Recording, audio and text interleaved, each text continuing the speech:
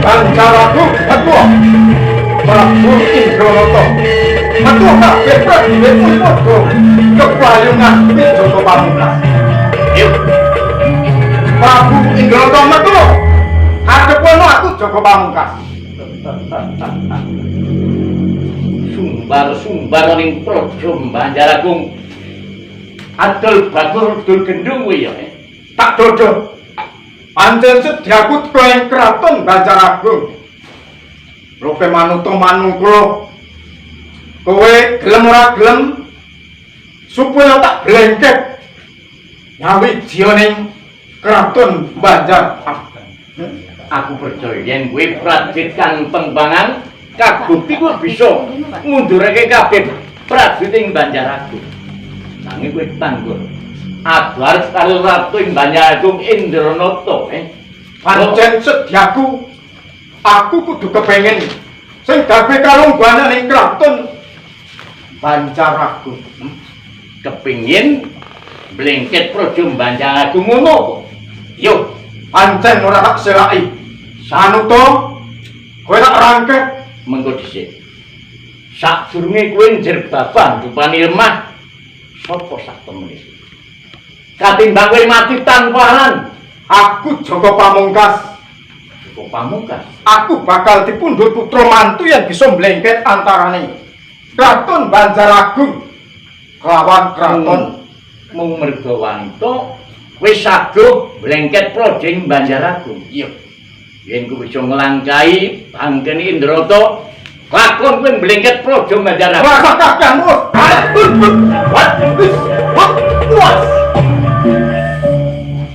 Ini panggil ring patun. Ora indo kakun lundung mustaka. Nyatane aku ora ndundung sing utuh ya. Ya. Udah sambat. Usir. Sang Prabu. Bisa ini. Jangan menapa. Jangan sampai dikes kulo. Aku ora bakal nikah kali. Aneh. Sebab rikono 20 tahun kepungkur aku duwe putra. Jenengane Murdaka. Nanging ilang saka sadurunge kraton Banjaragung. Ning aku sak bareng weruh titikan kang oneng gedhokmu iki mau aku banjur kelingan. Rikala semua aku go kagungan putra kang duwe ciri kaya ngono.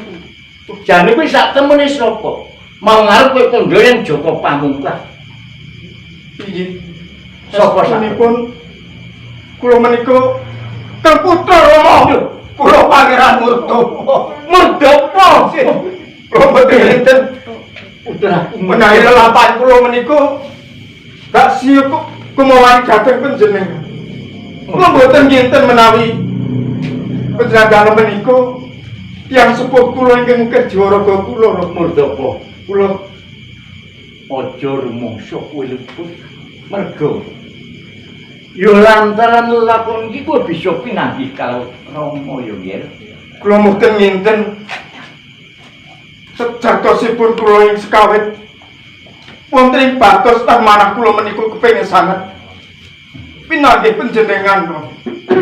Jebul panjenengan ingkang kagungan pangwas wonten Kraton Banjaragung menika. Mula ibumu Rina Proni tansah nuwun merga kelingan sliramu nggih. Lampanipun kados pundi Rama? Monggo Rama kula aturi lenggah. Endika menapa ingkang kedadosan wonten ing awak kula menika Rama?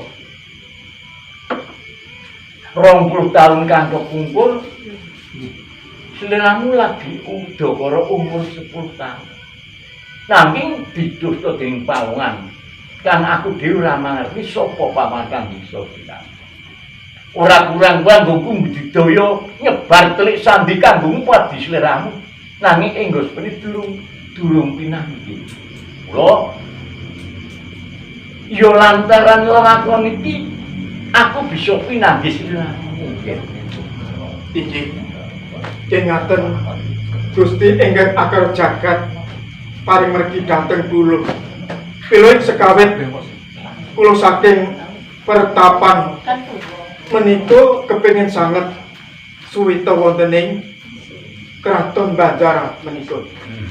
Namun kula badhe dipun tampi minangka mantunipun srana kula kedah mlengket antaspun Kraton Banjaragung kaliyan kraton ing kula aturaken kula.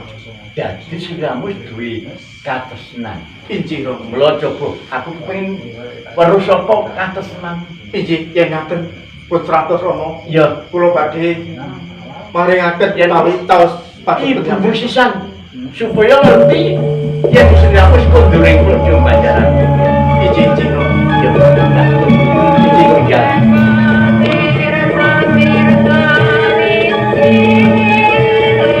Kula ngatur Mas, iya, Mas.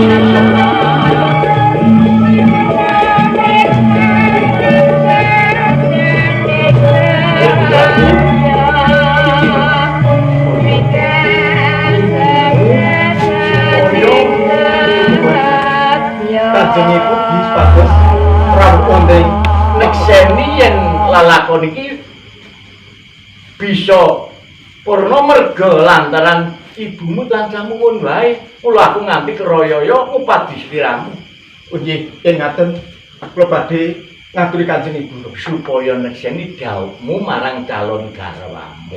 injih Rama.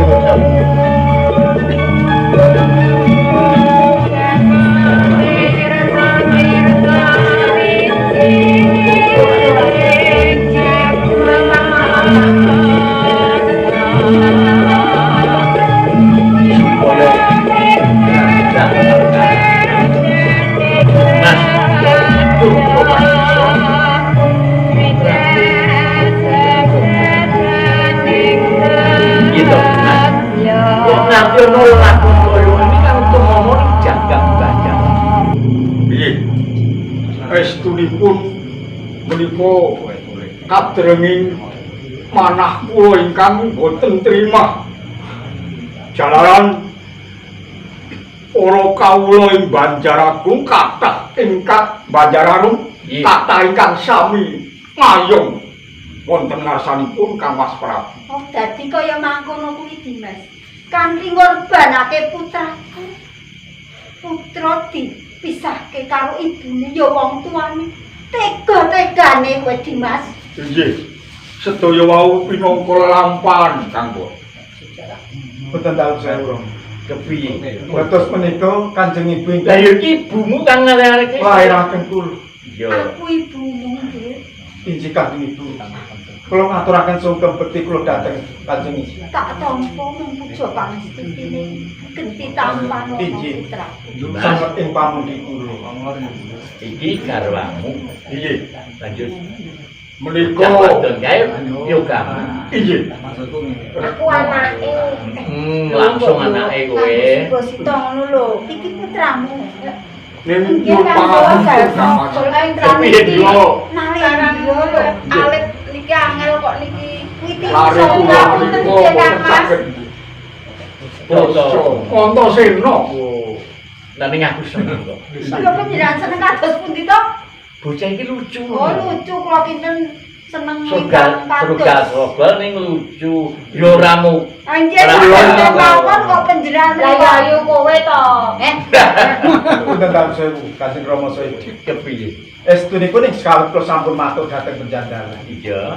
Menika katresnan kula.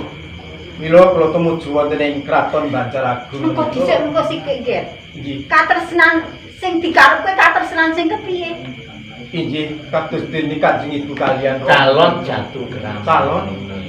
garwa kula Ning Kanjeng. trap silongga-ungguh kuwi. Ora apa-apa ning Injih ayu. sak mangke menawi sampun Sing aku apikan. Ape ya, lucu.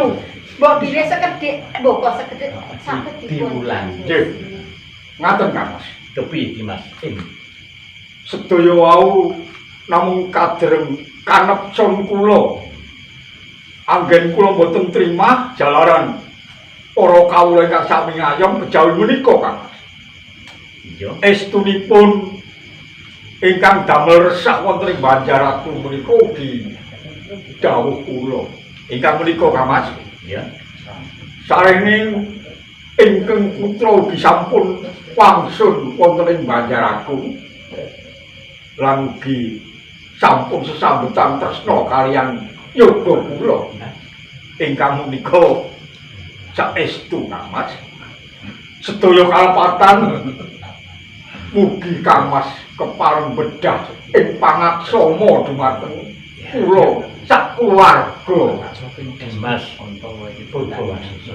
nggih Lega rasane mergo Dimas Purwawangsa wis nglenggono. inggih Kejaba kuwi sumilake mundung ing bumi Banjaragung bakal terang terus.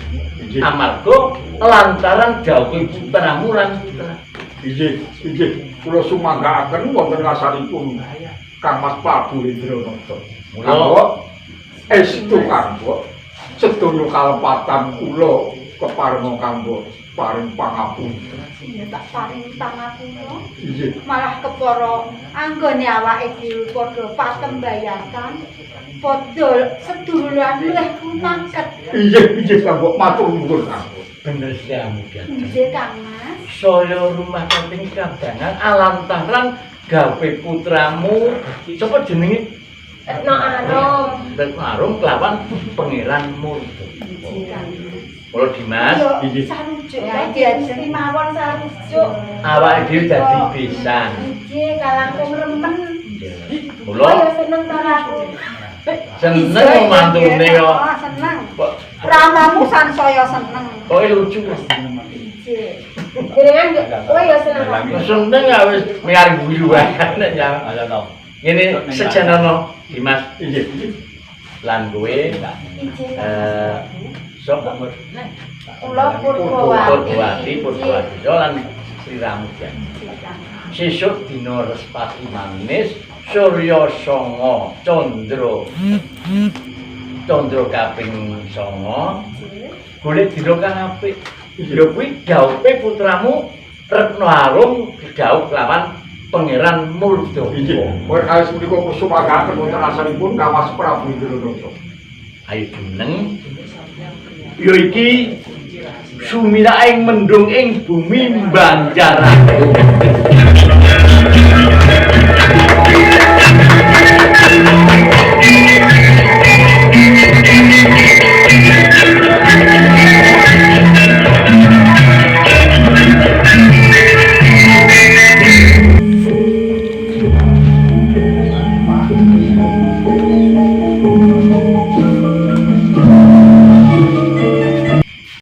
Salam budaya. Lestari budayaku. Salam budaya. Lestari budayaku. Salam budaya. Lestari budayaku. Marina Entertainment. Oke.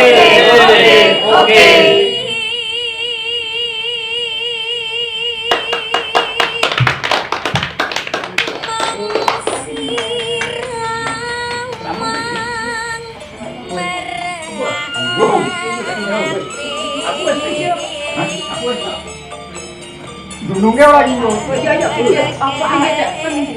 Apa awak tak. Terus men lagi rupet ini.